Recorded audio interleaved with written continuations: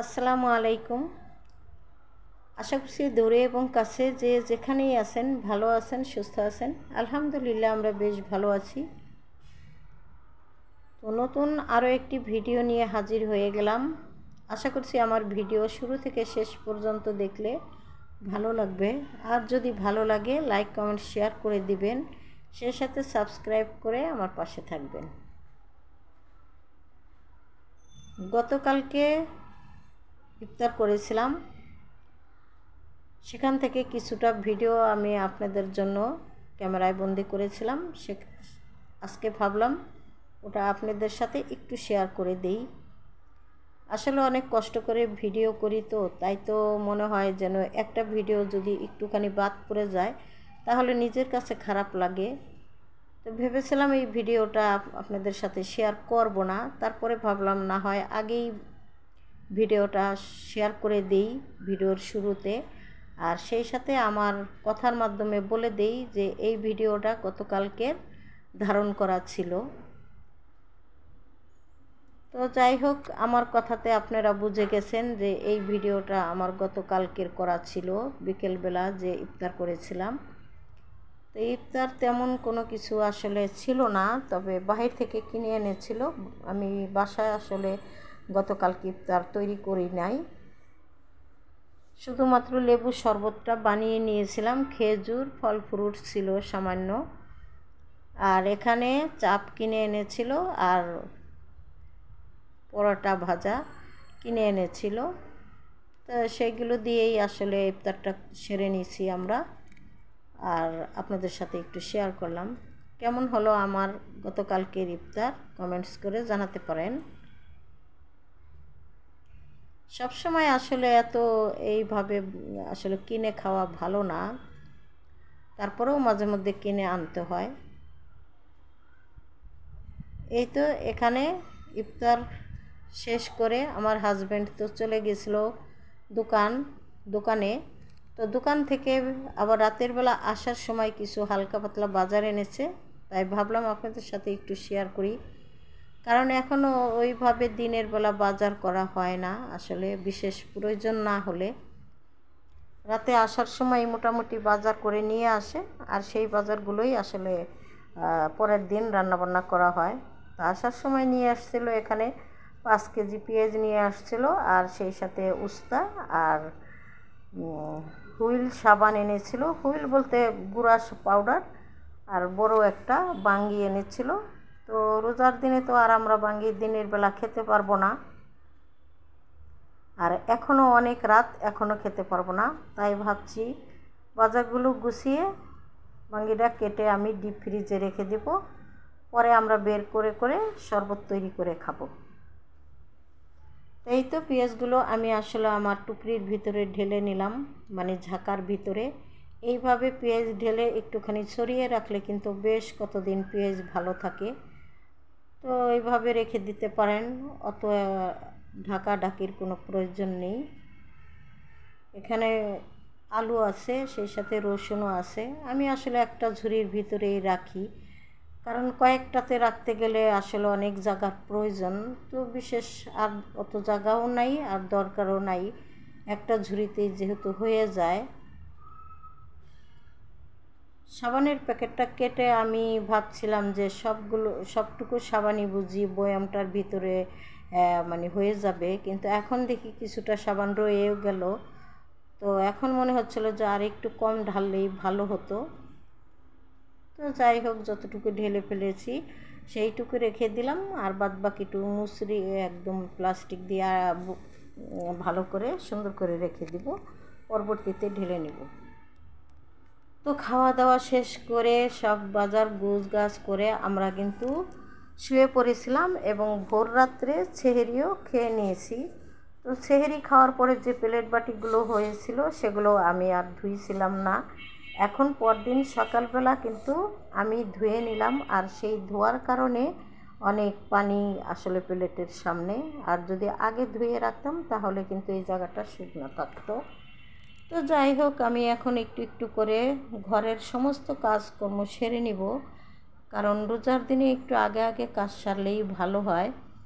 তো সর্বপ্রথমে প্লেটগুলো ধুয়ে পানি ঝরিয়ে আমি একটু শেলফটার উপরে গুছিয়ে রাখলাম।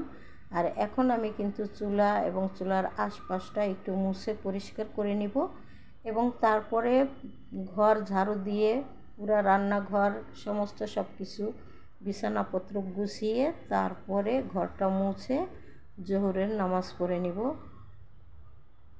এবং তার কিছুক্ষণ পরে কিন্তু আবার সেহরি এবং ইফতার কী তৈরি করি সেগুলো আপনাদের সাথে হয়তো একটু শেয়ার করব। তো রান্নাঘরটা পরিষ্কার পরিপাটি করে এখন আমি চলে আসলাম হলো আমার বেডরুমে এবং সমস্ত ঘরের কাজ এখন একসাথে গুছিয়ে নিব। তবে বিছানা যে বেড কাভারটা সেই কাভারটা কিন্তু একটু ময়লা হয়ে গেছে, যেহেতু রোজার দিন এখন আর অত ঘন ঘন বিছানা চাদর চেঞ্জ করি না আমি, আর এখন তো করবই না, রোজা বিশেষ একেবারে শেষ পর্যায়ে চলে আসছে, তাই ভাবলাম একবারেই চেঞ্জ করে দিব আর সেই সাথে ভালো চাদর বিছিয়ে নেব ঈদের জন্য চাঁদ রাতের দিন, এর আগে আর কোনো চেঞ্জ করব না। আর গতকালকে ধুয়ে রেখেছিলাম অনেকগুলো কাপড়, তো সেইগুলো আসলে শুকিয়ে গেছে, তো বারান্দা থেকে এনে আমি কিন্তু আলনার উপরে রেখে দিয়েছিলাম। এখন ভাবলাম একটুখানি গুছিয়ে নেই, তা না হলে আর সময় পাবো না, তো এই সুযোগে একটু কাপড়গুলিও নামিয়ে গুছিয়ে নিলাম। তো ভাঁজ করে এইভাবেই রাখি। আসলে অনেকগুলো কাপড় কিন্তু আমি আবার আয়রন করব, সেগুলো আর কি হাতে ভাঁজ করব না, সেই কাপড়গুলো আমি কিন্তু যেখানে রাখি সেখানে রেখে দিয়েছি, আর সামান্য কয়টা কাপড় আমি হাতে ভাঁজ করে নিলাম। আসলে এইভাবেই ঘরের কাজ করতে হয় প্ল্যান মাফিক, আর যার যেভাবে কাজ করার সুবিধা সে সেইভাবেই তো করে এবং করতে হবে। তো কাপড় চোপড় গুছিয়ে নিছি, সেই সাথে পুরা ঘর বাড়ি কিন্তু আমার গুছানো শেষ। এখন শুধু আপনাদের সাথে একটু শেয়ার করব যে কেমন হলো। রোজা রেখে কিন্তু অতিরিক্ত কাজ করতে ভালো লাগে না, তারপরেও কিন্তু আমাদের করে নিতে হয়, না করে উপায় নাই, কারণ যার যার ঘরের কাজ তাকে তো করতেই হবে, যদিও বা কাজের মানুষ থাকে বা থাকে না। তো এই তো দেখতেই পাচ্ছেন নতুন একটা জিনিস আমার বাসায় অ্যাড হয়ে গেছে, যেমন বড় একটা টিভিটা কিন্তু আমার বাসায় ছিল না, রোজার ভিতরে নতুন কেনা হয়েছে এবং সারপ্রাইজ হিসাবে এই টিভিটা আমি পেয়েছি আমার ছেলের কাছ থেকে। হঠাৎ করে কিনে এনে আমাকে বলছে, আম্মু তোমার জন্য একটা টিভি কিনে আনলাম। তো ভীষণ খুশি হয়েছি আসলে।